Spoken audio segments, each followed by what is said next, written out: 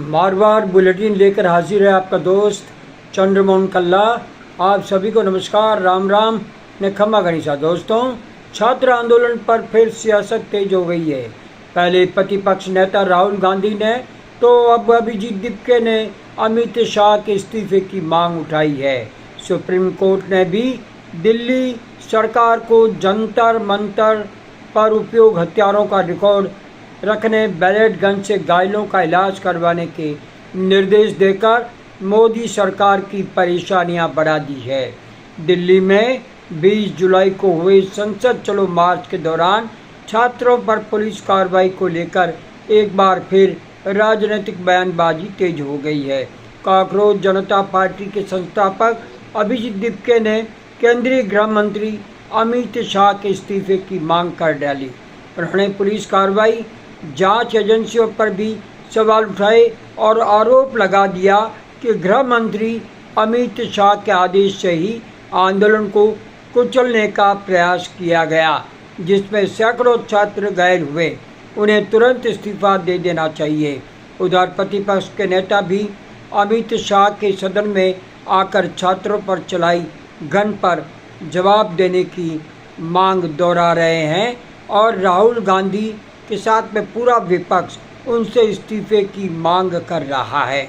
वहीं supreme court बोला, ballot gun से घायल प्रदर्शनकारियों का इलाज कराने व दिल्ली सरकार को जंतर मंतर प्रोटेस्ट में इस्तेमाल हथियारों का रिकॉर्ड रखने के लिए तैयार रहना चाहिए, जिसे सरकार में खलबली मचा दी है। सुप्रीम कोर्ट ने गुरुवार को दिल्ली सरकार को आदेश दिया कि 20 जुलाई को कॉकरोच जनता पार्टी के संसद मार्च में बैलेट गन से घायल प्रदर्शनकारियों का इलाज कराया जाए। यानी कोर्ट ने भी पुलिस के बैलेट गन के उपयोग से इनकार नहीं किया है। सीजेआई सूर्यकांत, जस्टिस जय माल्या बागची और जस्टिस वी मोहन की बेंच ने बैलेट गन के इस्तेमाल पर फिलहाल रोक लगाने से इनकार कर दिया है। कोर्ट ने कहा कि पुलिस विशेष स्थितियों में इसका इस्तेमाल कर सकती है। कोर्ट ने कहा कि जब तक बैलेट गन के इस्तेमाल की परमिशन देने वाले पुलिस नियमों की चुनौती नहीं दी जाती, तब तक इस पर रोक लगाने का आदेश देना मुश्किल है। कोर्ट ने इसके इस्तेमाल से जुड़ी गाइडलाइन पर केंद्र सरकार से जवाब मांगा है। दावा किया गया है कि छात्रों पर बैलेट गन भी चलाई गई थी। वहीं राहुल गांधी ने आरोप लगाया कि बैलेट गन से एक छात्र की आंख की रोशनी चली गई। वे संसद में निरंतर गृह मंत्री को बुलाने की मांग पर अड़े हुए हैं। शाह सदन में नहीं आकर उल्टा देश को ये संकेत देते दिख रहे हैं कि दाल में कुछ काला जरूर है।